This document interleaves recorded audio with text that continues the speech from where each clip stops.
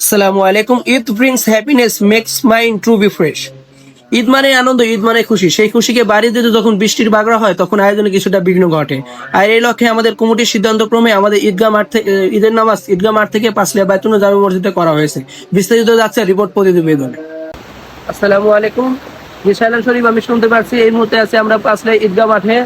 এখানে আমরা দেখতে পাচ্ছি যে আমাদের ঈদের নামাজ পড়ার জন্য সুন্দর ডেকোরেশন করা হয়েছিল।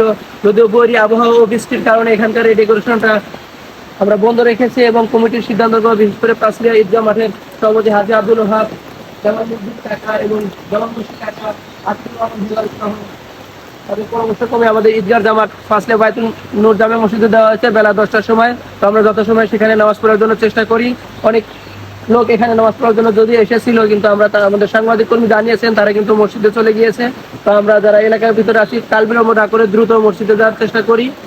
তো রব্বুল আলামিনের পরিকল্পনায় উত্তম, তাই তিনি যে ফয়সালা দিয়েছেন সেটাকে আমরা নির্দ্বিধায় মেনে নিয়ে, যদিও আমরা চেষ্টা করেছিলাম, আমাদের চেষ্টার কোনো কমতি ছিল না, তারপরে কিন্তু আমাদের রব্বুল আলামিনের ফয়সালাকে মেনে নিতে হবে এবং আমরা ঈদগাহ মাঠ ত্যাগ করে আমরা মসজিদের দিকে যাওয়ার জন্য দ্রুত প্রস্তুতি নিই।